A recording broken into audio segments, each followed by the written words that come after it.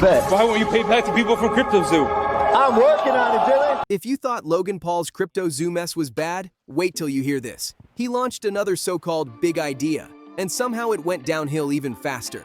Once again, fans watched their money vanish, millions gone, while Logan tried to act like he had nothing to do with it. This, despite him proudly calling the whole thing his company not long ago. Now things have blown up so badly that federal investigators are actually digging into the situation. Whether he ends up with just a fine or something way more serious, one thing's for sure, Logan Paul is in real trouble this time. The spotlight's on his latest controversy, the liquid marketplace scandal. So let's break down what went so wrong. So, what even is liquid marketplace? It was supposed to be Logan's genius move to turn super rare collectibles into something anyone could invest in.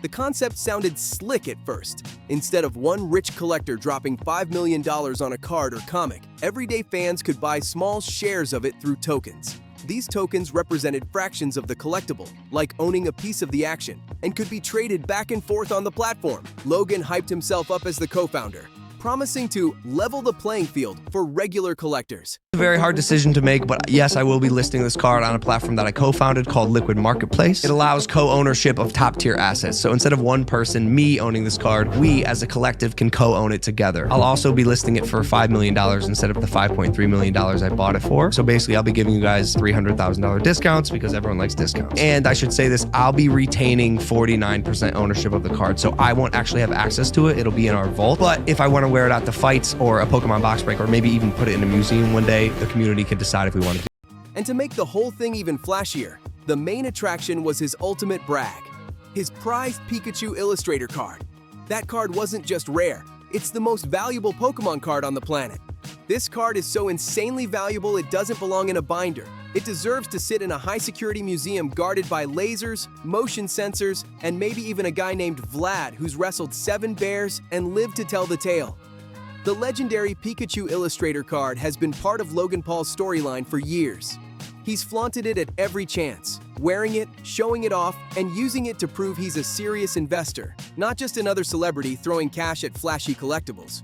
Recently, Logan even popped up on Fox Business talking about alternative investing, like he was some kind of finance guru. Conservative investment like the stock market, whether it's a trading card, a piece of art, a piece of a dinosaur, like a sports memorabilia, game worn, anything.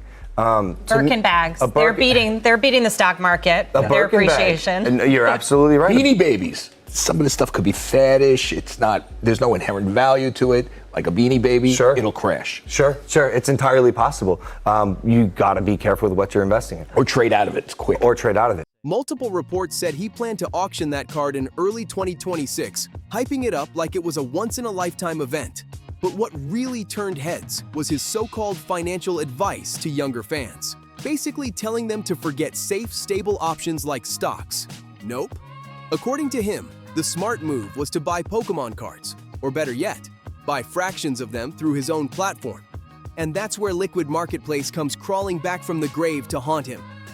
On Christmas Eve, Logan dropped a bombshell. He revealed that the Pikachu Illustrator card had already been listed on Liquid Marketplace before. Users were buying digital tokens that represented partial ownership of that same card.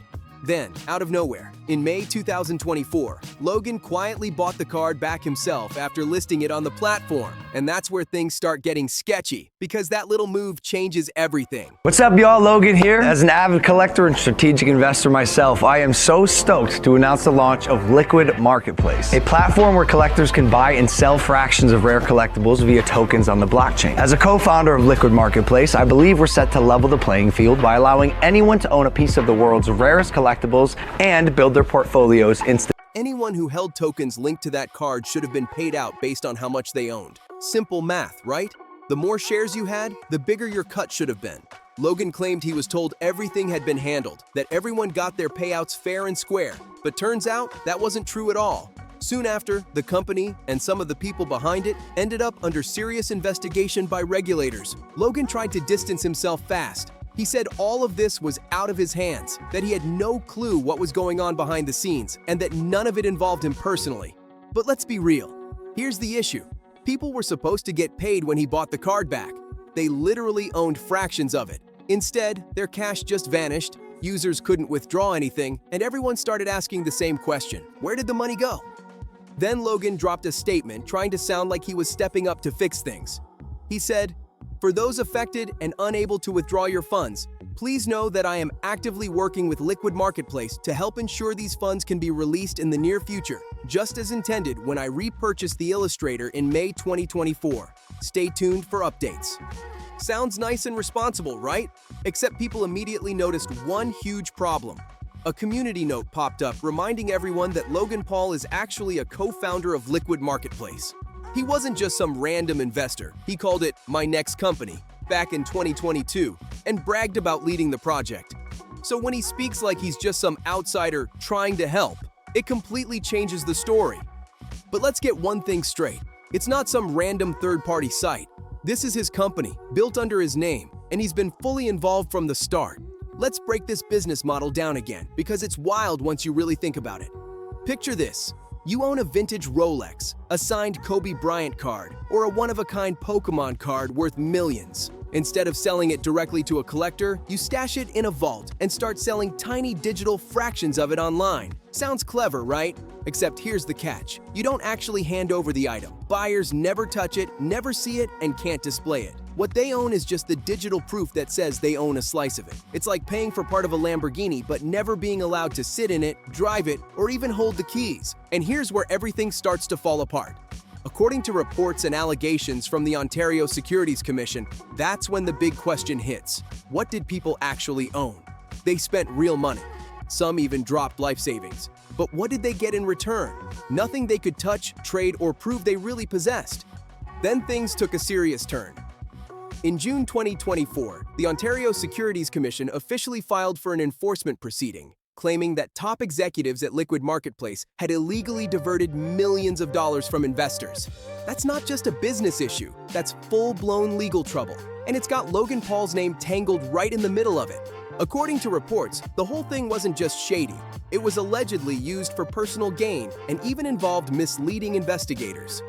BetaKit broke down the Ontario Securities Commission OSC filing, revealing that out of the more than $10 million raised, around $3 million was allegedly funneled away through secret payments and sketchy personal loans that were never paid back.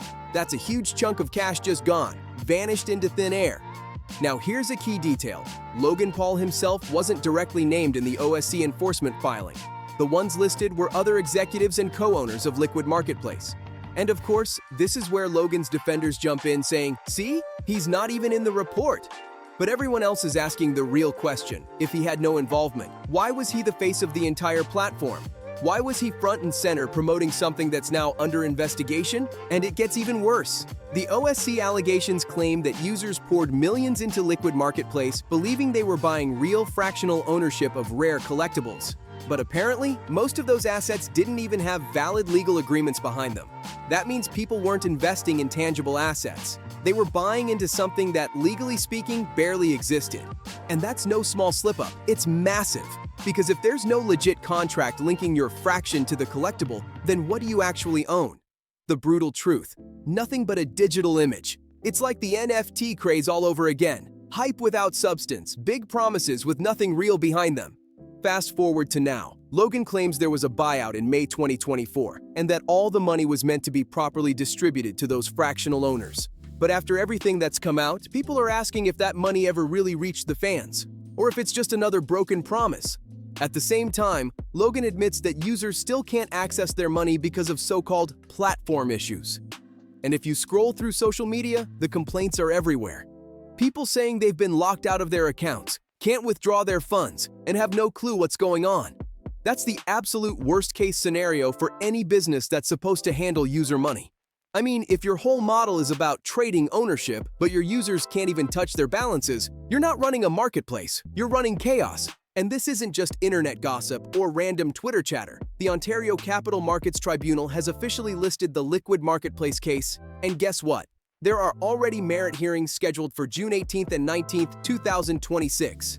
That means this investigation is very real and still ongoing, which makes Logan's Christmas Eve tweet feel way less like, "Hey guys, just clearing things up," and way more like, "Oh no, the regulators are closing in. I better say something."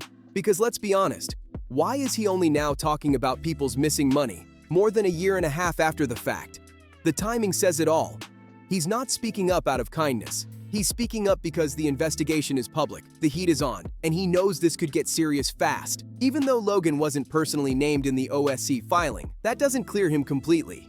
Liquid Marketplace was launched and hyped with him front and center as co-founder and promoter. So whether or not he's on the paperwork, his face and name are tied to this entire mess, and now it's catching up to him. This whole situation is backed up by press releases, news coverage, and Logan's own words. There's no denying his connection, and in his latest tweet, he's clearly speaking as someone tied to the platform and its mess. But the real criticism here goes way deeper than Logan Paul ran another scam. The bigger question people are asking is, why does Logan keep diving into complicated financial projects aimed at his own fans, then act totally shocked when they crash and burn? At some point, it stops looking like bad luck and starts looking like a pattern, maybe even intentional. Every time, it's the same story. A flashy launch, big promises, and then chaos when things fall apart. So what happens now? Logan says he's working to help users get their money back, but that's the same line everyone's heard before. The OSC allegations against Liquid Marketplace execs are 100% real, and the future hearings in 2026 are already locked in on the schedule. The real questions are still hanging in the air. Will users actually see their money again? Will Liquid Marketplace ever explain what really went down?